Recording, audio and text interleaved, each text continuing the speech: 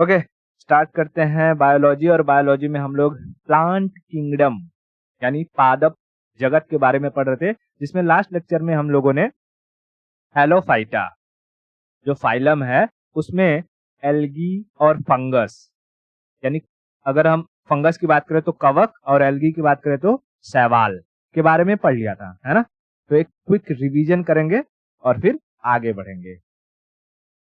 चलो बताओ, जो प्लांट किंगडम है इसे मेजरली कितने भागों में बांटा गया है? प्लांट किंगडम इसे मेजरली दो भागों में बांटा गया है। कौन कौन सा? एक ऐसे पेड़ पौधे जिनसे फूल नहीं निकलते हैं, उसे हम कहते हैं अपुष्पोदभिक यानी क्रिप्टोगैमिक। क्रिप्टोगैमिक। और दूसरा जिसमें से फूल निकलते हैं उसे कहते हैं फेनरोगैमिक। फेनरोगैमिक, ठीक है, फेनरोगैमिक। फेनरोगैमिक। उसके बाद जो क्रिप्टोगैमी यानी अपुष्पोदभिक है, इसको हमने तीन भागों में बांटा था। कितने भागों में? तीन भागों में। कौन कौन सा? कौन कौन सा? देखो, एक था थैलोफाइटा, ब्रायोफाइटा और टेरिडोफाइटा, है ना। मैं यहाँ पे कर देता हूँ। देखो, पहला क्या था? थैलोफाइटा। थैलोफाइटी, ठीक है। दूसरा था ब्रायोफाइटिस।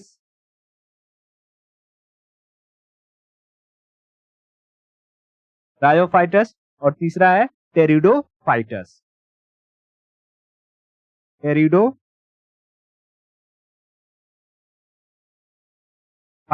ठीक है, टेरिडोफाइटस। उसके बाद जो फेनरोगेमी थी यानी पुष्पोदभिक फाइलम था, उसको दो भागों में बांटा था। कौन कौन सा? एक जिनके बीए बाहर होते हैं और दूसरा जिनके बीए अंदर होते हैं। तो जिनका बीया अंदर होता है उसे हम कहते हैं अ से अंदर और अ से एंजियोस्पर्म। क्या करते हैं? एंजियोस्पर्म। और जिनका बाहर रहता है जिम्नोस्पर्म, ठीक है, जिम्नोस्पर्म। देखो, रिवीजन बहुत जरूरी है। जितना रिवीजन करते रहोगे उतना याद रहेगा, उतना याद रहेगा, उतना याद रहेगा, ठीक है, उतना याद। ओके, उसके बाद हमने कहा था कि अभी हम फेनरोगेमिक के बारे में नहीं पढ़ेंगे, अभी हम क्रिप्टोगेमिक के बारे में पढ़ेंगे। उसमें हमने स्टार्ट किया था क्या? हमने थैलोफाइटा स्टार्ट किया था और मैंने बताया था कि थैलोफाइटा प्लांट किंगडम का सबसे बड़ा फाइलम होता है और इसमें चार अलग अलग तरीके के पौधों को रखा जाता है। कितने? चार। एक, दो, तीन, चार। सबसे पहले हमने क्या देखा था? फंगस यानी कवक। फिर हमने देखा था एल्गी, एल्गी यानी शैवाल। उसके बाद इन दोनों के बीच का आता है, उसे हम कहते हैं लाइकेन, उसे हम कहते हैं शैवाक। और फिर आता है बैक्टीरिया। बैक्टीरिया, ठीक है, बैक्टीरिया यानी जीवाणु। तो हमने फंगस यानी कवक और एल्गी यानी शैवाल के बारे में पढ़ लिया था। तो मैं कुछ सवाल पूछ दूं? ओके, तीन ऐसे फंगस का नाम बताओ, तीन ऐसे फंगस का नाम बताओ जो हमारे लिए यूजफुल होते हैं, जिनका हम इस्तेमाल कर सकते हैं। बहुत बढ़िया। कौन कौन से? एक तो हो गया मशरूम, प्रोटीन से भरा हुआ। दूसरा हो गया ईस्ट यानी खमीर, किण्वन करने के लिए। और तीसरा होगा पेनिसिलीन। पेनिसिलीन, ठीक है, पेनिसिलीन, पेनिसिलीन। ओके, अब अगर मैं एल्गी से पूछूं, बताओ ऐसा कौन सा, एल्गी की स्टडी क्या कहलाती है और फंगस की स्टडी क्या कहलाती है, ये बता दो। फंगस, फ से फंगस, फ से फंगस। और फंगस की स्टडी कहलाती है माइकोलॉजी। फंगस की स्टडी क्या कहलाएगी? माइकोलॉजी। और वहीं अगर हम एल्गी की बात करेंगे एल्गी, तो एल्गी की स्टडी क्या कहलाएगी? फाइकोलॉजी। फाइकोलॉजी। बताओ दुनिया में सबसे बड़ा एल्गी कौन सा है? सबसे बड़ा शैवाल कौन सा है? सारगैसम। सारगैसम। कौन सा ऐसा एल्गी है जिसे हम स्पेसशिप में ले जा सकते हैं?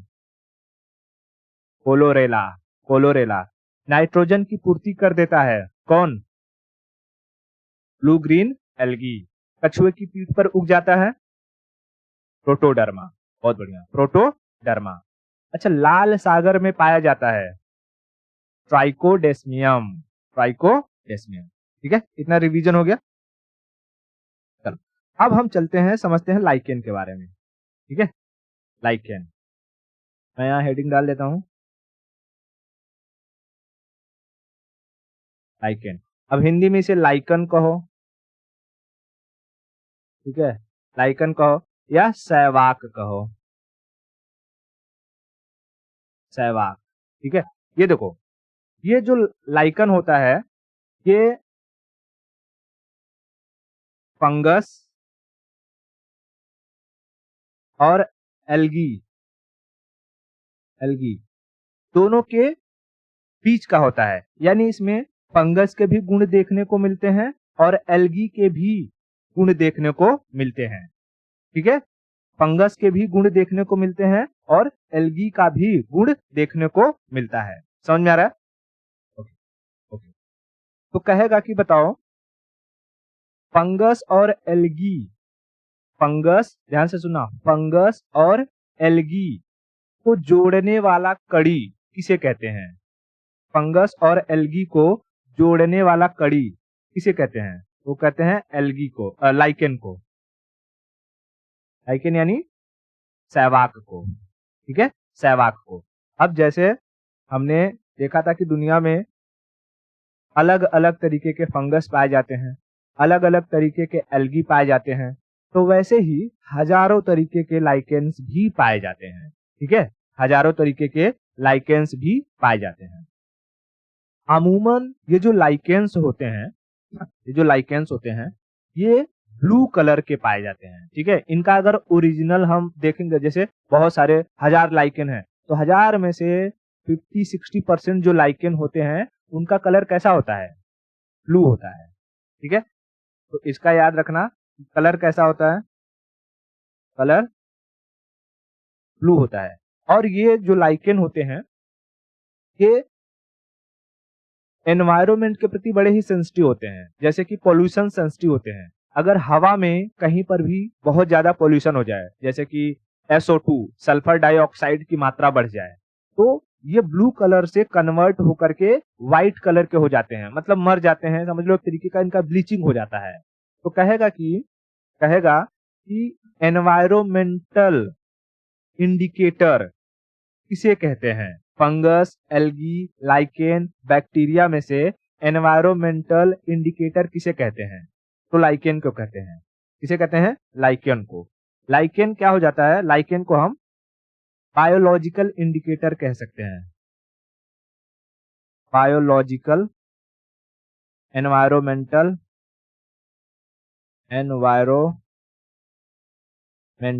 Indicator, indicator. ठीक है, इंडिकेटर ये क्या होता है? ये ब्लू कलर से कन्वर्ट होकर के ब्लू से व्हाइट कलर में हो जाता है, ब्लू से व्हाइट कलर में हो जाता है।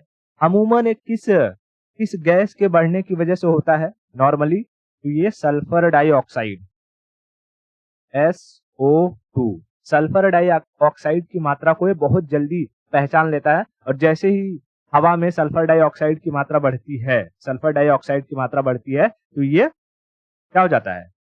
व्हाइट कलर का हो जाता है, जिससे अलग अलग जगह पर लाइकेन की स्टडी करके ये पता लगाया जा सकता है कि कौन से एरिया में कितनी पोल्यूशन है। समझा? जैसे ठंडी के मौसम में देखोगे तो दिल्ली में हवाओं में पोल्यूशन इस कदर भर जाता है कि इंसानों का सांस लेना मुश्किल हो जाता है। तो वहां पर अब ये जो लाइकेन है, जैसे कभी पेड़ पर पाए जाएंगे, या फिर तुम्हें जो रॉक होंगे, चट्टान होंगे, उस पर पाए जाते हैं, दीवालों पर कभी कभी उग जाते हैं।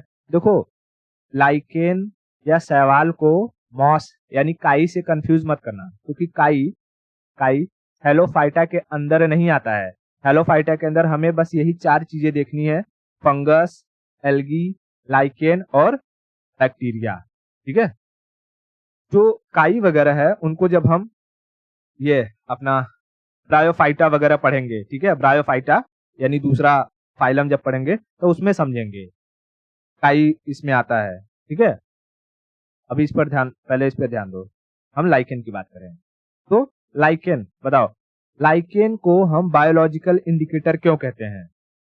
क्योंकि ये एनवायरमेंट के प्रति सेंसिटिव होता है। मैं कुछ क्वेश्चंस भी दिखाऊंगा, ठीक है, इस लाइकेन का। अब देखो, ये लाइकेन का इस्तेमाल मेडिसिनल पर्पस के लिए भी किया जाता है। इसका इस्तेमाल किस लिए किया जाता है मेडिसिनल यूज,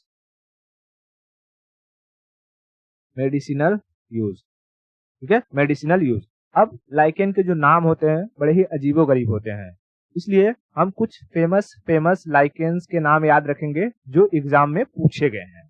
ठीक है, बताओ, लाइकेन इन दो थैलोफाइटा के प्लांट्स की कैटेगरी को जोड़ता है, फंगस और एल्गी को, ठीक है, फंगस और एल्गी को। ठीक है, ओके। लाइकेन का मेन कलर कैसा होता है? ब्लू होता है। अगर हवाओं में पॉल्यूशन की मात्रा बढ़ जाए तो वो किस में कन्वर्ट हो जाते हैं? व्हाइट कलर में। ठीक है, व्हाइट कलर में। तो एयर पोल्यूशन इंडिकेटर या बायोलॉजिकल एनवायरमेंटल इंडिकेटर किसे कहेंगे? लाइकेन को कहेंगे। ठीक है, लाइकेन को कहेंगे। अच्छा, देखो, लिटमस पेपर का इस्तेमाल किया है?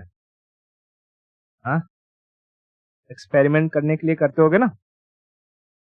अगर हम लिटमस पेपर को देखो तो हमारे पास 2 कलर का लिटमस पेपर होता है, एक ब्लू होता है और एक रेड होता है। एक ब्लू होता है और एक रेड होता है। तो देखो, मैं यहां लिखता हूं लिटमस पेपर। ये जो लिटमस पेपर होता है, लिटमस पेपर, ये एक लाइकेन होता है, उसका नाम है ग्राफीज। लाइकेन का नाम क्या है? दूसरा कलर में ग्राफीज। ठीक है, ग्राफीज। इस ग्राफीज के अंदर अंदर जो इसका पिगमेंट पाया जाता है, ब्लू कलर पाया जाता है, इसे निकाल करके, एक्सट्रैक्ट कर करके उसे ड्राई किया जाता है। ड्राई करके उसका डाई बनाया जाता है। मतलब कैसा होता था, पहले के टाइम पीरियड में नील उगाते थे, नील का फिर रस निकालते थे, फिर उसका डाई की तरह इस्तेमाल करते थे और उसे पानी में घोल करके कपड़ों को रंगने का काम किया करते थे। नील की खेती होती थी। उसी तरीके से जो ग्राफीज नाम का लाइकेन है, इसके अंदर हमको पता है कि लाइकेन मोस्टली ब्लू कलर के होते हैं, तो इसके ब्लू कलर को निकाल करके केमिकल कंपोजिशन के जरिए इसका क्या बनाया जाता है? लिटमस पेपर बनाया जाता है। Litmus paper. तो बताओ, ये जो लिटमस पेपर होगा, ये किस कलर का बनेगा? ब्लू कलर का। ठीक है, उसे हम कहेंगे ब्लू लिटमस पेपर। अब इसकी खासियत यह है, इस ब्लू लिटमस पेपर पर जब कभी भी कोई एसिड डाला जाएगा, एसिड, ठीक है, जैसे साबुन क्या होता है? एसिडिक होता है ना, साबुन एसिडिक होता है, नींबू एसिडिक होता है, समझा? तो ऐसा कोई चीज अगर डाला जाएगा तो ये ब्लू कलर से कन्वर्ट होकर के रेड हो जाएगा। कैसा हो जाएगा? रेड। यूं समझो कि जैसे तुम्हारे ऊपर किसी ने एसिड डाल दिया तो तुम गुस्से से लाल हो जाओगे। तो ऐसे ही याद रखना कि जब ब्लू लिटमस पेपर पर एसिड डाल दिया जाएगा तो वो लाल हो जाएगा। ठीक है, ब्लू लिटमस पेपर पर अगर एसिड डाल दिया जाएगा तो क्या हो जाएगा? लाल हो जाएगा। केमिस्ट्री में हम इसका खूब इस्तेमाल करते हैं कि किसी भी जो केमिकल है उसको पहचानने के लिए कि वो बेस है या एसिड है। अब ये जो रेड है, इस पर अगर बेस डाल दिया जाए तो ये वापस से क्या बन जाएगा? ब्लू बन जाएगा। ठीक है, क्या डाल दिया जाए? बेस। अब ये तो बायोलॉजी है, बायोलॉजी में हम केमिस्ट्री तो पढ़ नहीं रहे हैं कि हम ये पता करें कि अच्छा एसिड क्या होता है, बेस क्या होता है। पीएच इंडिकेटर्स होते हैं, पावर ऑफ हाइड्रोजन। मैं फिर भी बता देता हूँ। जैसे पीएच का जो इंडिकेटर होता है वो 0 से लेकर के 7 के बीच में होता है और 14 के बीच में होता है, ठीक है, 14 के बीच में, और बीच में होता है 7। तो जिसका भी पीएच 7 होता है वो न्यूट्रल होता है। जैसे पानी में अगर तुम लिटमस पेपर डालोगे तो उसका कलर में कोई चेंजेस नहीं आएगा, यानी वो न्यूट्रल है। वो क्या है? न्यूट्रल है। और जिसका भी पीएच 7 से कम होता है, यानी इस साइड में आता है, उसे हम कहते हैं एसिडिक इन नेचर। और जिसका पीएच 7 से ज्यादा होता है उसे हम कहते हैं बेसिक इन नेचर, ठीक है, बेसिक इन नेचर। तो तुम अपना किसी भी सॉल्यूशन का पीएच देख करके भी बता सकते हो कि वो एसिडिक है या बेसिक है, एसिडिक है या बेसिक है। इतना क्लियर हो गया ना? ओके, चलो तो बताओ, अगर हम ब्लू लिटमस पेपर पर एसिड डाल देंगे, नींबू गाड़ देंगे, तो उसका कलर कैसा हो जाएगा? रेड। और रेड पर फिर से हम बेस डाल देंगे, बेस, जैसे कि चाय पत्ती क्या है? वो बेसिक है, चाय पत्ती बेसिक है, ठीक है, चाय पत्ती बेसिक है। तो जब हम चाय पत्ती का रस डाल देंगे तो क्या हो जाएगा? वापस से ब्लू कलर में कन्वर्ट हो जाएगा, ब्लू कलर में कन्वर्ट हो जाएगा। समझ में आ गया? बहुत बढ़िया। तो बताओ, लिटमस पेपर बनाने के लिए किस लाइकेन का इस्तेमाल किया जाता है? ग्राफिस। हालांकि गूगल पे आप सर्च करोगे तो और भी अलग अलग तरीके के लाइकेन्स का नाम देता है जो लिटमस पेपर के लिए इस्तेमाल होते हैं, लेकिन एग्जाम में ग्राफिस के बारे में पूछता है तो ग्राफिस को याद रखना है, ठीक है, ग्राफिस। उसके बाद दूसरा लाइकेन होता है, उसको हम कहते हैं अजनिया। मैं लिखता हूं यहाँ पे, दूसरा लाइकेन है USNEA, अजनिया, ठीक है, अजनिया। इस अजनिया लाइकेन का इस्तेमाल होता है टीपीटी के टीके के लिए, यानी डिप्थीरिया, पर्ट्यूसिस और टिटनस, इन सब के इलाज के लिए पहले इस्तेमाल हुआ करता था अजनिया का, ठीक है, अजनिया का। तो कहेगा कि इसमें बहुत सारे लाइकेन दे देगा, कहेगा कि इसमें से किसका इस्तेमाल मेडिकल पर्पस के लिए किया जाता है, तो उसमें मार देना अजनिया, ठीक है, अजनिया का इस्तेमाल किसके लिए होता है? Medical purpose, DPT, diphtheria, pertussis, tetanus के ट्रीटमेंट के लिए इसका इस्तेमाल किया जाता है, ठीक है। अब क्योंकि पहले के टाइम पीरियड में जब मेडिकल इतना इवॉल्व नहीं था तो लोग ऐसे ही घास, जो भी काई हो गया, मॉस हो गया, फंगस हो गया, इन्हीं सब का इस्तेमाल करके बहुत सारे रोगों का ट्रीटमेंट किया करते थे, ठीक है। लेकिन अब धीरे धीरे मेडिकल, जैसे ही इवोल्यूशन आया, मेडिकल में क्रांति आई, तो नए नए वैक्सीन, मेडिसिन वगैरह बन गए, लेकिन उन सब के पीछे जो बनाने का कंपोनेंट है यही सब है, ठीक है। तो अजनिया का इस्तेमाल किस लिए होता है? मेडिकल पर्पज में, डीपीटी के लिए, है ना, डिप्थीरिया, पर्ट्यूसिस और टिटनस। उसी तरीके से एक और लाइकेन का नाम याद रखना, परमिलिया, ठीक है। कौन सा लाइकेन? परमिलिया। इसका भी इस्तेमाल होता है मेडिकल यूज में, लाइक जो एपिलेप्सी होती है, मिर्गी वगैरह को दूर करने के लिए, उसके ट्रीटमेंट के लिए, मिर्गी, ठीक है, मिर्गी, इसको क्या कहते हैं?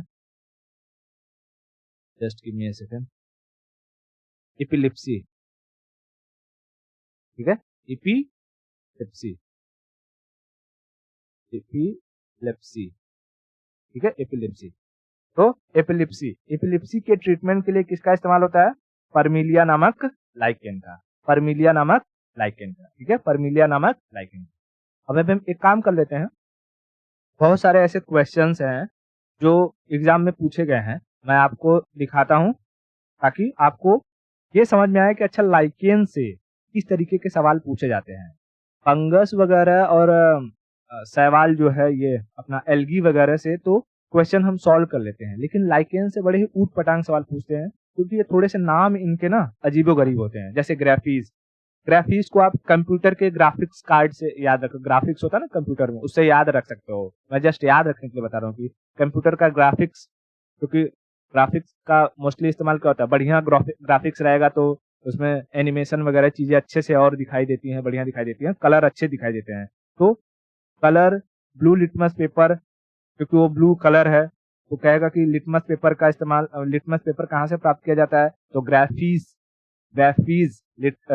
लाइकेन से, ईपीटी का ट्रीटमेंट अजनिया से, या मेडिकल पर्पस अजनिया, परमिलिया मिर्गी के लिए। ठीक है, तो सवाल देखते हैं हम। देखो जैसे यहाँ पे देखो, पहले पूछता है कि व्हाट इज लाइकेन, दिखाई दे रहा है ना, व्हाट इज लाइकेन, क्या ये प्लांट है, फंगस है, या symbiotic association between fungus and photosynthetic partner, या अ टाइप ऑफ बैक्टीरिया। ठीक है, अ टाइप ऑफ बैक्टीरिया क्या है। तो भैया ये अगर हम देखें तो देखो, सिम्बायोसिस का मतलब क्या होता है कि जैसे हमको पता है कि ये जो लाइकेन होते हैं, हालांकि सिम्बायोसिस वगैरह बाद में पढ़ना है। लाइकेन होता है ये फंगस और बैक्टीरिया दोनों के बीच की कड़ी है। तो कभी कभी इस फंगस के ऊपर उग जाएगा, तो कभी कभी ये बैक्टीरिया के ऊपर उग जाएगा, मतलब बैक्टीरिया के साथ रहने लगेगा, है ना। जैसे हम प्लांट में जब पढ़ रहे थे कि कुछ अलग अलग कॉस्कूटा वगैरह होता है, कॉस्कूटा किसी पौधे के ऊपर अगर जम जाता है तो उसको मार लेता है, अमरबेल जिसको कहते थे, वो पूरी तरीके से खत्म कर देता है, पैरासाइटिक प्लांट उसको कहते थे। तो ऐसे ही ये जो लाइकेन होता है, ये फंगस और बैक्टीरिया दोनों के बीच में, ठीक है, दोनों के बीच में क्या करता है, सिम्बायोसिस रिलेशन के हिसाब से जीवन जीता है, सिम्बायोटिक रिलेशन के हिसाब से जीवन जीता है। मतलब ऐसा है कि जैसे फंगस क्या अपना खाना खुद बना पाती है, मैं यहाँ बैक्टीरिया लिख दिया, सॉरी बैक्टीरिया नहीं, यहाँ पे हमको एल्गी लिखना है, फंगस और एल्गी। ठीक है, फंगस और एल्गी, बैक्टीरिया नहीं, फंगस और एल्गी। तो फंगस अपना खाना नहीं बना पाता है, लेकिन एल्गी बना पाता है। तो अगर लाइकेन इसके ऊपर आएगा तो लाइकेन में क्या आएगा, खाना बना पाएगा वो एल्गी के जरिए, क्योंकि एल्गी में फोटोसिंथेसिस करने की प्रक्रिया है, वो एल्गी के जरिए खाना बना लेगा। और फंगस के साथ रहेगा तो फंगस दूसरों पर डिपेंड रहते हैं, दूसरों से खाना खाते हैं, तो लाइकेन भी खाना खा लेगा उन्हीं से। यानी ये सिम्बायोसिस रिलेशन बना करके चलते हैं। ठीक है, किसी को नुकसान वगैरह नहीं पहुंचाते हैं। इसी तरीके से इसमें कह रहा है, क्या कह रहा है कि what is lichen, lichen is a symbiotic association between fungus and photosynthetic partner. Photosynthetic कौन कर सकता है, क्या फंगस फोटोसिंथेटिक कर सकता है, नहीं, कौन करता है, तो एल्गी। ठीक है, एल्गी। तो उसके साथ क्या, लाइकेन क्या है, एक सिम्बायोटिक एसोसिएशन है, इन लोग का संगठन है। ठीक है, जो सब साथ मिल के रखते हैं। ओके, फिर कहता है विच, दूसरा देखते हैं, विच of the following is not a common photosynthetic partner of lichen. Photosynthetic partner lichen का कौन सा नहीं, देखो बैक्टीरिया फोटोसिंथेटिक पार्टनर नहीं है, फर्न एक तरीके का घास होता है, ये नहीं है। तो बोथ जो साइनोबैक्टीरिया और फर्न ये दोनों ही नहीं है, लेकिन एल्गी क्या है, एल्गी एक, इसको हटा दो, यहाँ पर ये डी वाला ऑप्शन नहीं रहेगा। ठीक है, अगर हम बात करें डी वाले में कह रहा है कि बोथ ए एंड बी, तो ए एंड बी नहीं, बी और सी। ठीक है, साइनोबैक्टीरिया भी नहीं होता है, फर्न भी नहीं होता है। ठीक है, फर्न भी नहीं होता है। इतना क्लियर हुआ।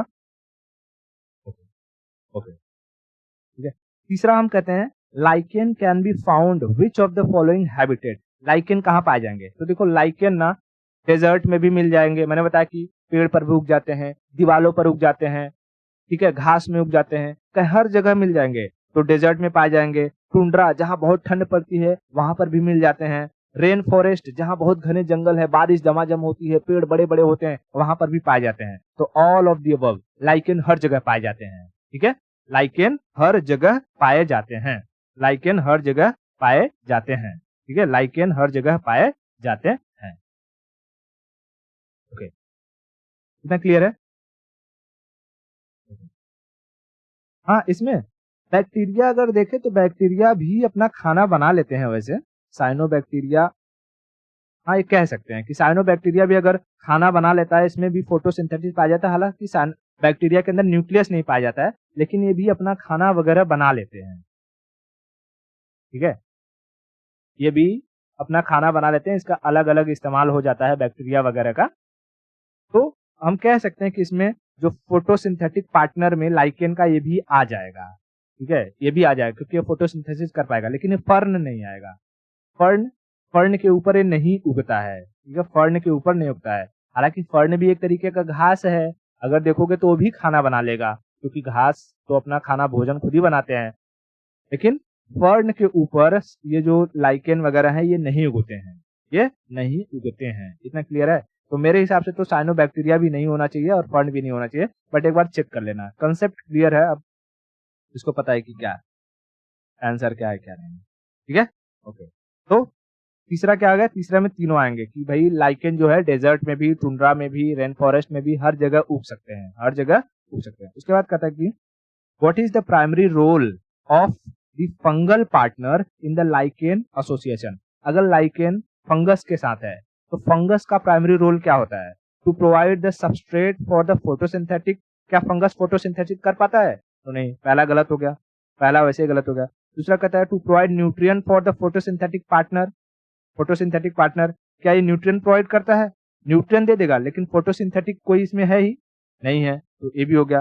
To provide protection and support for the photosynthetic partner, यानी ये फंगस क्या करेगा? उसे प्रोटेक्शन देगा और सपोर्ट देगा, और जो ये रहेगा लाइकेन रहेगा, लाइकेन क्या कर लेगा? वो फोटोसिंथेसिस कर लेगा, वो फोटोसिंथेसिस कर लेगा। समझ में आया? तो ये उसे प्रोटेक्शन करता है और सपोर्ट देता है, ठीक है? प्रोटेक्शन करता है और सपोर्ट देता है। इतना क्लियर हुआ? और चौथा कहता है कि to produce spores for production. Spores मतलब वही सब छिद्र वगैरह, ऐसा कुछ नहीं होता इसमें, ठीक है? उसके बाद यहाँ आते हैं, अगर हम देखें विच of the following is not a use of lichen by human. इंसान लाइकेन का इस्तेमाल कहाँ, किस चीज के लिए नहीं करता है? फूड करता है, ठीक है? फूड करता है, मेडिसिन करता है, इंडस्ट्रियल डाइज, अभी मैंने बताया कि भाई जो लिटमस पेपर है वो उस डाइज बनाकर ही बनाया जाता है, करता है। फ्यूल फॉर कार्स, नहीं, फ्यूल वगैरह अभी तक लाइकेन का इस्तेमाल करके नहीं बनाया गया है, ठीक है? उसके बाद कहते हैं next, which of the following is a type of lichen growth form. कि लाइकेन अलग, अब देखो अलग अलग लाइकेन है तो इनके ग्रोथ होने के अलग अलग तरीके भी होते हैं, ठीक है? अलग अलग तरीके होते हैं, उनका नाम अलग अलग होता है, जैसे कि प्रुस्टोसी, फिर उसके बाद फ्रूटिकोस, ठीक है, या फोलियोस। अब ये जो नीट वगैरह की तैयारी करते हैं तो उनको बहुत डीप से पढ़ाया जाता है कि अच्छा इनका ग्रोथ कैसे होता है, क्या नहीं होता है। हमें यहाँ कॉम्पिटेटिव एग्जाम के लिए पढ़ना है तो इतना डीप में जाने की जरूरत नहीं, लेकिन फिर भी ये जो क्वेश्चन है अब है तो उसको सॉल्व कर लेते हैं। इसमें जो फोलियोस होता है, क्रुस्टोस होता है या फ्रूटिकोस होता है, ये सारे तरीके के एक तरीके क्या है कि लाइकेन के ग्रोथ होने के तरीके हैं, ठीक है? लाइकेन के ग्रोथ होने के अलग अलग तरीके हैं, तो इसमें क्या हो जाएगा? All of the above, all of the above. उसी तरीके से अगर नेक्स्ट देखते हैं, कहता है कि which of the following is not a factor that can affect lichen growth. Lichen के ग्रोथ में कौन सा फैक्टर अफेक्ट नहीं करता है? क्या लाइट चाहिए लाइकेन, नहीं तो फोटोसिंथेसिस कैसे करेगा? टेम्परेचर चाहिए ही चाहिए। अगर बहुत, क्या मैंने बताया कि भाई टुंड्रा में भी जिंदा रह लेता है, डेजर्ट में भी जिंदा रह लेता है, रेन फॉरेस्ट में भी जिंदा रह लेता है, यानी बहुत ठंडा हो वहां भी जिंदा रह लेगा, बहुत गर्मी हो वहां भी जिंदा रह लेगा, बहुत ज्यादा पानी हो वहां भी जिंदा रह लेगा। वाटर अवेलेबिलिटी चाहिए इसको। देखो अगर हम कहें कि वाटर अवेलेबिलिटी तो थोड़ा बहुत पानी तो मिलना चाहिए, नहीं तो अगर थोड़ा बहुत पानी नहीं मिलेगा तो बताओ, पानी नहीं मिलेगा तो क्या फंगस पैदा होंगे? बिना ड्राई सूखे में कहीं फंगस हो जाएगा? नहीं हो पाएगा, सूखा सूखा। लाइकेन हो जाएगा? नहीं हो पाएगा। तो आप बोलोगे डेजर्ट में कैसे हो जाता है? डेजर्ट में कुछ एरिया ऐसे होंगे जैसे जहाँ प्लांट है, प्लांट तो अपना पानी सोख करके रखते हैं, ठीक है? वहाँ के जो पेड़ पौधे होते हैं उनके तने में एकदम पल्पी होते हैं, यानी वो अधिक टाइम तक पानी को स्टोर करके रख सकते हैं, तो वहीं के आसपास ये भी अपना लाइकेन भी जम जाते हैं। और क्या बीच जो है रेगिस्तान में थोड़ी लाइकेन जम जाएगा, ठीक है? लेकिन अगर हम बात करें ह्यूमिडिटी, तो नमी एक ऐसा फैक्टर है जो इसके ग्रोथ पर कोई इफेक्ट नहीं डालता है, ठीक है? नमी ऐसा कुछ है नहीं कि नमी रहेगी या नहीं रहेगा तो ये ग्रोथ होगा या नहीं होगा, ऐसा कुछ नहीं, ठीक है? चलो, तो इसमें क्या हो जाएगा? ह्यूमिडिटी। उसके बाद कहते हैं lichen can be used as a bio indicator मैंने अभी पढ़ा है कि लाइकेन का इस्तेमाल हम लोग बायो इंडिकेटर के लिए करते हैं, तो क्यों? They are sensitive to the air pollution, yes, sensitive होते हैं एयर पोल्यूशन के। They are sensitive to climate change, yes, climate change होगा तो जो है टेम्परेचर का वेरिएशन वगैरह होगा तो उसके सेंसिटिव होते ही हैं। They are sensitive to the habitat degradation, जहां रहते हैं वहां पर अगर वहां की हैबिटेट में कोई कमी आने लगी या वो खत्म होने लगे तो सेंसिटिव होंगे। यानी all of the above, yes all of the above, ये सारी चीजों को बताते हैं कि भाई अगर क्लाइमेट चेंज हो रहा है तो भी वो बता देंगे, एयर में पोल्यूशन है वो भी बता देते हैं, हमारे आसपास का वो जहाँ रह रहे हैं वहाँ के हैबिटेट डिग्रेडेट हो रहे हैं उसके बारे में बता देते हैं। So that's why we call lichen as the bio indicator. फिर कहता है कि which of the following is a common example of lichen that is used for medical purpose. Medical purpose देखो, अजनिया, मैंने बताया अजनिया का जिक्र कई बार आता है, इसको याद कर लेना। अजनिया, अजनिया क्या है, एक ऐसा लाइकेन है जो मेडिकल पर्पज के लिए इस्तेमाल होता है, मेडिसिनल पर्पज के लिए। किसके लिए, डीपीटी, डीपीटी, ठीक है। कैलोडोनिया हो गया, परमिलिया का भी कह सकते हो कि परमिलिया जो अपने क्या कहते हैं मिर्गी एपिलेप्सी के लिए इस्तेमाल किया जाता है, परमिलिया वगैरह का भी। तो अगर ऑप्शन में ए और सी दोनों दिया रहता तो हम दोनों मारते, लेकिन ऑप्शन में ही नहीं दिया था, ए दिया था, ठीक है। उसके बाद लास्ट हम देखते हैं कि what is the role of the photosynthetic partner in the lichen association. यानी लाइकेन जिसके साथ एसोसिएट करता है उसमें फोटोसिंथेटिक पार्टनर का क्या रोल होता है।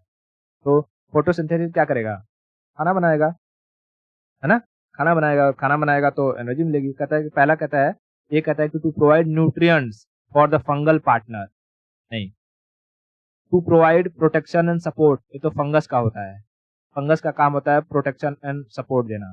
To produce spores for reproduction, reproduction के लिए स्पोर्स जनरेट करता है, नहीं। To produce energy through photosynthesis, यही बात है, एनर्जी देता है फोटोसिंथेसिस के जरिए, खाना बनाता है और खाना बना करके उसे एनर्जी प्रोवाइड करेगा। तो that is the D is the right answer, D is the right answer. I hope इतना चीज क्लियर हुआ आपको। ओके, बहुत बढ़िया, बहुत बढ़िया। अगर इतना क्लियर है तो हम आगे बढ़ते हैं, ठीक है। लाइकेन समझ में आ गया, बताओ। लाइकेन, लाइकेन को हम एयर पोल्यूशन इंडिकेटर कह सकते हैं, कह सकते हैं। किन दो पौधों के बीच की कड़ी है, फंगस और एल्गी, फंगस और ओके, चलो अब हम आगे चलते हैं और समझते हैं बैक्टीरिया के बारे में। इसके बारे में, बैक्टीरिया देखो, जहां मैं अभी अलग अलग शेप के बैक्टीरिया दिखाऊंगा, पहले यहां समझते हैं।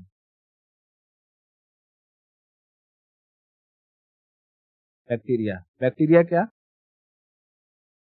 जीवाणु, ठीक है, जीवाणु, जीवाणु।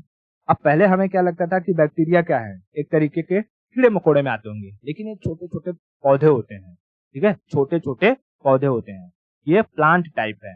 और बैक्टीरिया के अंदर हमें न्यूक्लियस देखने को नहीं मिलता है, समझ में आ रहा है, क्या नहीं मिलता है, न्यूक्लियस देखने को नहीं मिलता है, न्यूक्लियस देखने को नहीं मिलता है। बैक्टीरिया की खोज किसने की थी, बैक्टीरिया की खोज किसने की थी, बैक्टीरिया की खोज की थी एंटोनी लिवेनहॉक ने। किसने, डिस्कवरी, डिस्कवरी करी थी एंटोनी लिवेनहॉक। एंटोनी, पूरा नाम था एंटोनी वॉन लिवेनहॉक, लेकिन आप याद रखो एंटोनी लिवेनहॉक, ठीक है, Antonie Leeuwenhoek, Antonie Leeuwenhoek, Antonie Leeuwenhoek. कितना क्लियर है। अब ये जो बैक्टीरिया होता है, इसके लिए, इसको पनपने के लिए एक प्रिफरेबल टेम्परेचर की जरूरत होती है, ठीक है, यानी कि ये एक टेम्परेचर पर ही पनप सकता है, जी सकता है। इसके लिए अगर हम टेम्परेचर की बात करें, टेम्परेचर, तो अगर कहीं पर टेम्परेचर 100 डिग्री सेल्सियस से ज्यादा है, 100 डिग्री सेल्सियस से ज्यादा है, तो ये यहाँ पर पनप नहीं पाएगा। या टेम्परेचर 4 डिग्री सेल्सियस से कम है तो यहाँ पर भी पनप नहीं पाया जाएगा।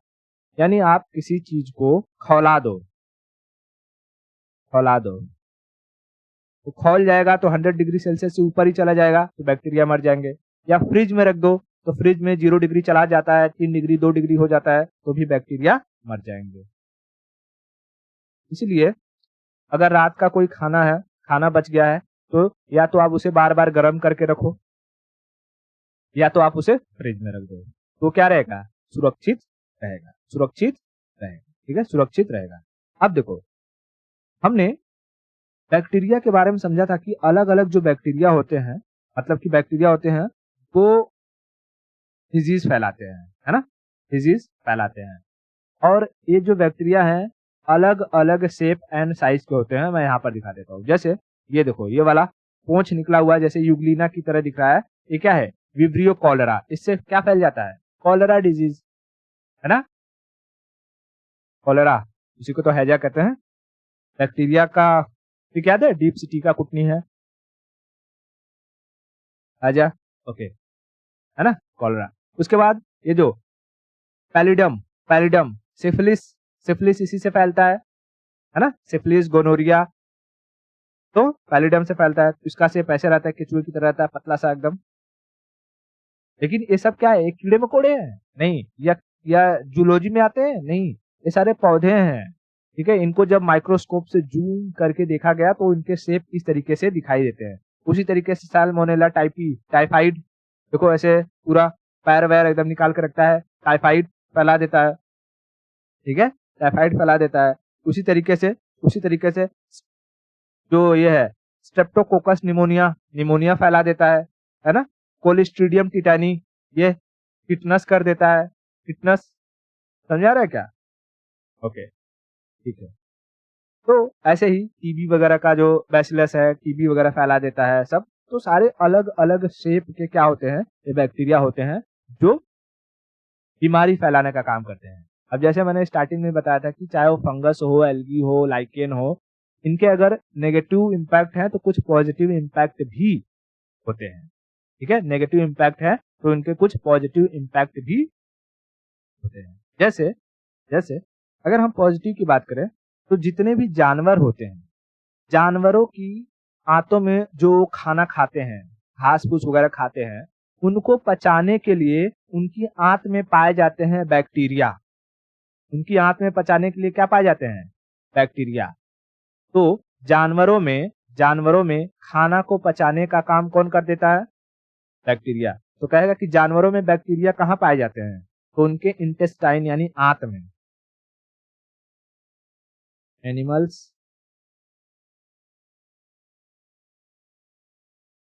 इंटेस्टाइन, इंटेस्टाइन, ठीक है, इंटेस्टाइन। जानवरों के आंत में क्या पाए जाते हैं, बैक्टीरिया। जानवरों के आंत में बैक्टीरिया क्या काम करते हैं, तो पाचन का काम करते हैं, पाचन में हेल्प करते हैं। ठीक है, पाचन में हेल्प करते हैं। उसी तरीके से दूध को दही में कन्वर्ट करते हैं,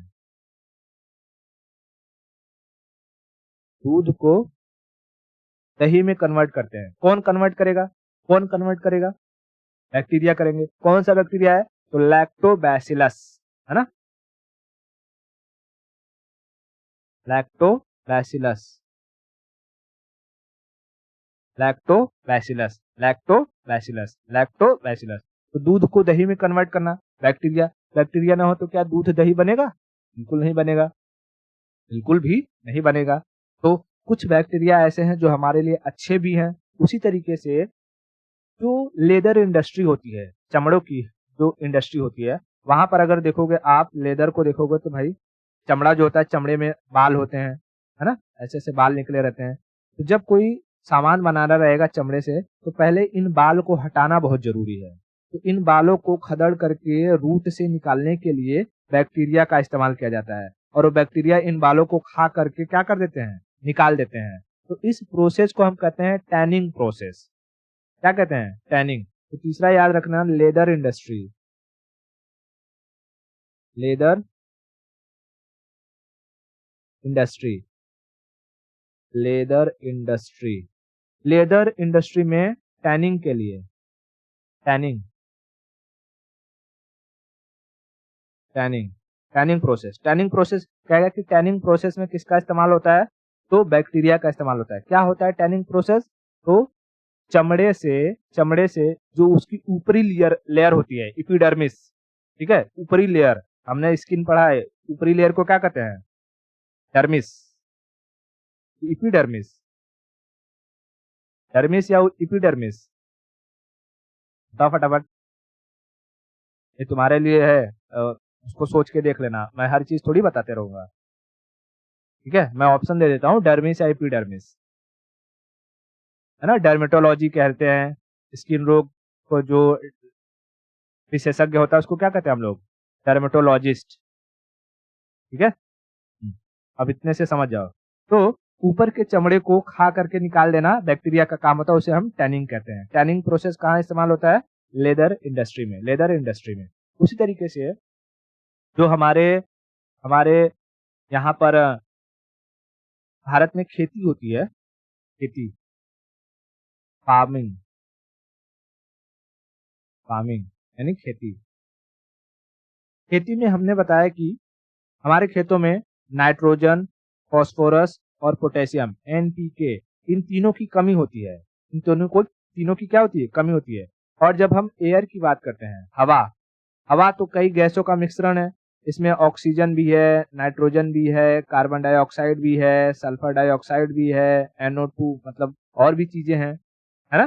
तो अब हवा में जो उपस्थित नाइट्रोजन होता है, हवा में उपस्थित नाइट्रोजन, हवा में उपस्थित नाइट्रोजन को अगर हम किसी तरीके से पौधों के लिए यूजफुल बना सके तो कितना बेहतर है ना। पौधों के लिए अगर यूजफुल बना सके तो कितना अच्छा है।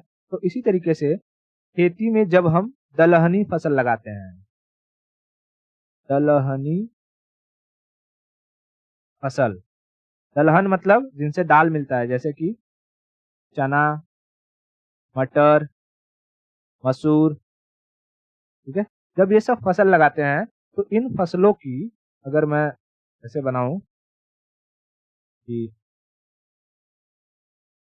मान लो कि ये दलहन कोई है, ठीक है। इसके जो जड़ होते हैं, इसका रूट, इसमें जो रूट होते हैं, इनके रूट में एक बैक्टीरिया पाया जाता है जिसको कहते हैं राइजोबियम। बैक्टीरिया का नाम क्या है, राइजोबियम, राइजोबियम, ठीक है, राइजोबियम। राइजोबियम बैक्टीरिया क्या करता है, ये हवा से, एयर, हवा से नाइट्रोजन को कन्वर्ट करता है, किसमें, नाइट्रेट में, इसमें, नाइट्रेट में। अच्छा, क्यों नाइट्रेट में कन्वर्ट करता है, क्योंकि जो ये पौधे हैं, इन पौधों को डायरेक्ट नाइट्रोजन पचेगा नहीं। जैसे हमारे पास गेहूं होता है, तो क्या हम रॉ गेहूं, अक्खा गेहूं खा लेते हैं, तो उसे पहले पीसते हैं, फिर आटा बनता है, फिर उसमें पानी डालते हैं, उसका डो बनता है ना। डो बनने के बाद फिर उससे हम रोटी बनाते हैं। और रोटी बनाते टाइम क्या होता है कि जो पानी हमने डाला है आटे में, उसको तवे पर रख करके उड़ा देते हैं और फिर वो रोटी खाते हैं, तो रोटी हम पचा पाते हैं। इसी तरीके से जो पेड़ पौधे हैं, पेड़ पौधे डायरेक्ट नाइट्रोजन को पचा नहीं पाते हैं, उन्हें कन्वर्टेड नाइट्रोजन चाहिए, यानी नाइट्रेट के फॉर्म में चाहिए। नाइट्रोजन चाहिए लेकिन किस फॉर्म में, नाइट्रेट के फॉर्म में। तो बताओ, हवा से नाइट्रोजन को नाइट्रेट में कन्वर्ट करने का काम कौन करेगा, बैक्टीरिया। कौन सा bacteria, rhizobium bacteria, rhizobium bacteria. कहां पर पाया जाता है राइजोबियम बैक्टीरिया, राइजोबियम बैक्टीरिया कहां पाया जाएगा, क्या धान के जड़ों में पाया जाएगा, नहीं। गेहूं के जड़ों में पाया जाएगा, नहीं। ये खाली दाल, जो दलहनी फसल होती है, जैसे चना, मटर, मसूर, इन सब की जड़ों में पाया जाता है। इसलिए कहा जाता है कि भारत में अगर जो खेती कर रहा है तो एक ही टाइप की खेती मत करो कि हर साल मैं गेहूं चावल, गेहूं चावल, गेहूं चावल यही लगाऊं। अगर आप गेहूं चावल ही लगा रहे हो तो आपको बहुत ज्यादा एक्स्ट्रा यूरिया डालने की जरूरत पड़ेगी। इससे बेहतर है कि आप दलहनी फसल लगा दो एक एक साल के अंतराल पे। तो दलहनी फसल से क्या होगी, तो उनके जड़ों में जो राइजोबियम बैक्टीरिया रहेंगे वो हवा से नाइट्रोजन को सक करेंगे, उसे नाइट्रेट में कन्वर्ट करेंगे और मिट्टी में मिला देंगे। तो आपके मिट्टी में जो नाइट्रोजन की कमी रहेगी वो धीरे धीरे पूरी हो जाएगी, ठीक है। धीरे धीरे क्या हो जाएगी, पूरी हो जाएगी, पूरी हो जाएगी। तो नाइट्रोजन को नाइट्रोजन को नाइट्रोजन को नाइट्रेट में कन्वर्ट करने का काम कौन करता है, नाइट्रोजन को नाइट्रेट में कन्वर्ट करने का काम कौन करता है, राइजोबियम बैक्टीरिया, राइजोबियम बैक्टीरिया, ठीक है, राइजोबियम बैक्टीरिया, राइजोबियम बैक्टीरिया। अब देखो, नाइट्रोजन को नाइट्रेट में कन्वर्ट करने के प्रोसेस को हम कहते हैं नाइट्रोजन फिक्सिंग। मैं यहां लिखता हूं, नाइट्रोजन किसमें कन्वर्ट करना है, कन्वर्ट करना है नाइट्रेट में, नाइट्रेट में। इसे क्या कहेंगे? नाइट्रोजन फिक्सिंग, नाइट्रोजन फिक्सिंग, यानी नाइट्रोजन को फिक्स कर दो, जो कमी है उसे पूरा कर दो। नाइट्रोजन को फिक्स कर दो, जो कमी है उसे पूरा कर दो, उसे पूरा कर दो। तो अगर पूछ लेगा कि नाइट्रोजन फिक्सिंग में इसका कन्वर्टर किसमें होता है, किसका कन्वर्जन किसमें होता है, तो नाइट्रोजन का कन्वर्जन होता है नाइट्रेट में, नाइट्रोजन का कन्वर्जन होता है नाइट्रेट में। कहेगा कि कौन सा बैक्टीरिया रिस्पॉन्सिबल है इसके लिए, कौन सा बैक्टीरिया रिस्पॉन्सिबल है, तो इसके लिए राइजोबियम बैक्टीरिया रिस्पॉन्सिबल है। याद रखना, ये कई बार पूछा है, राइजोबियम बैक्टीरिया रिस्पॉन्सिबल है, राइजोबियम बैक्टीरिया रिस्पॉन्सिबल है। अच्छा, क्या है राइजोबियम बैक्टीरिया ऐसे ही कर देगा या इसे और कुछ भी चीजों की जरूरत पड़ेगी? तो हाँ, इसको चाहिए रहता है मोलबेडेनियम, एलिमेंट होता है, एलिमेंट अपने पीरियोडिक टेबल में देखोगे तो मोलबेडेनियम, ठीक है, मोलबेडेनियम। अब जब मैं न्यूट्रिएंट्स पढ़ा रहा था प्लांट में कि मैक्रो न्यूट्रिएंट चाहिए रहती है, माइक्रो न्यूट्रिएंट चाहिए रहती है, जैसे चॉपकिंस है ना, मैग्नीशियम, चॉपकिंस कैल्शियम मैग्नीशियम बताया था, है ना। उसके बाद मन को जीत, कल मत बोल फनी, ये मैक्रो वाला बताया था, है? तो इसमें कल मत बोल फनी जो म था वो क्या था, मोलबेडेनियम था। और उस वक्त भी बताया था मैंने, मोलबेडेनियम का इस्तेमाल होता है नाइट्रोजन को नाइट्रेट में कन्वर्जन के टाइम, मोलबेडेनम, ठीक है। इसका इस्तेमाल किसमें होता है? नाइट्रोजन को नाइट्रेट में कन्वर्जन करते टाइम। कौन करता रहेगा? तो राइजोबियम, राइजोबियम, राइजोबियम। फिर कहेगा कि खेतों में नाइट्रोजन की पूर्ति, खेतों में नाइट्रोजन की पूर्ति कौन से फर्टिलाइजर से हो जाती है? फर्टिलाइजर, तो देखो, एक तो हम डाल देते हैं यूरिया, यूरिया भी हमें क्या प्रोवाइड कर देता है? नाइट्रोजन प्रोवाइड करा देता है, नाइट्रोजन प्रोवाइड करा देता है। दूसरा, अगर यूरिया ना हो तो यहाँ पर एजोला, ठीक है, एजोला बैक्टर या एजोला, एजोला ये क्या है? एक तरीके का शैवाल है, ठीक है, शैवाल है, तो इससे भी मिल जाता है। या एक और मैंने भी सवाल बताया था, ब्लू ग्रीन एल्गी, ये भी क्या करता है? नाइट्रोजन दे देता है। तो जो कुछ भी रहेगा ऑप्शन में उसके अकॉर्डिंग आप टिक कर सकते हो, आप टिक कर सकते हो। इतना क्लियर है, इतना क्लियर है, ओके। अच्छा, जैसे दलहनी फसलों के रूट्स में राइजोबियम पाया जाता है, तो वैसे ही क्या जो चावल होता है, चावल, चावल के रूट में कुछ पाया जाता है जो जो हवा में, मतलब कि हवा के नाइट्रोजन को नाइट्रेट में कन्वर्ट करे? हाँ, तो चावल के रूट में पाया जाता है एजोटोबैक्टर नामक बैक्टीरिया। राइस, राइस के रूट में कौन सा बैक्टीरिया पाया जाता है? एजोटोबैक्टर, ठीक है, एजोटोबैक्टर। ये भी क्या करता है? ये नाइट्रोजन को नाइट्रेट में कन्वर्ट करता है, नाइट्रोजन को नाइट्रेट में कन्वर्ट करता है, ठीक है। अच्छा, कभी कभी पूछेगा कि हवा में जो नाइट्रोजन है उसे हवा में ही नाइट्रेट में कन्वर्ट कर देगा कौन? जैसे कि मैं कुछ कहूं कि ऐसे फर्टिलाइजर दो जो हवा में जो नाइट्रोजन है उन्हें ऊपर ही नाइट्रेट में कन्वर्ट कर दे ताकि वो पौधों के ऊपर पड़ जाए। तो हवा में ही नाइट्रोजन को नाइट्रेट में कन्वर्ट करने का काम करता है नोस्टोक और एनबीना। ये क्या है? नोस्टोक एंड एनबीना, ठीक है, नोस्टोक एंड एनबीना। ये क्या करते हैं? ये हवा में ही नाइट्रोजन को नाइट्रेट में कन्वर्ट कर देते हैं। नाइट्रोजन को N2 को किस में करते हैं? नाइट्रेट में। कहा? हवा में ही, एयर में, एयर में ही, ठीक है। जैसे मान लो यहाँ पर बहुत सारे ये पौधे हैं या हमने खेती करी हुई है, ठीक है, खेती करी हुई है। अब अगर हम इनके ऊपर क्या छिड़क दें? नेस्टोक छिड़क दे, नेस्टोक छिड़क दे, तो भाई ऊपर तो हवा है ही और हवा में नाइट्रोजन है ही। तो जैसे ही हम इनको छिड़केंगे ये हवा में जो नाइट्रोजन है उसको किस में कन्वर्ट कर देंगे? नाइट्रेट में कन्वर्ट कर देंगे और पौधे उसे एब्जॉर्ब कर लेंगे, पौधे उसे क्या कर लेंगे? एब्जॉर्ब कर लेंगे, एब्जॉर्ब कर लेंगे। इतना क्लियर है? सब पूछेगा कि धरती पर पहली बार ऑक्सीजन का प्रोडक्शन कैसे हुआ था? धरती पर पहली बार ऑक्सीजन प्रोड्यूस कैसे हुआ होगा? ऑक्सीजन को प्रोड्यूस करने वाला भी था एक बैक्टीरिया, उसका नाम था साइनोबैक्टीरिया। साइनोबैक्टीरिया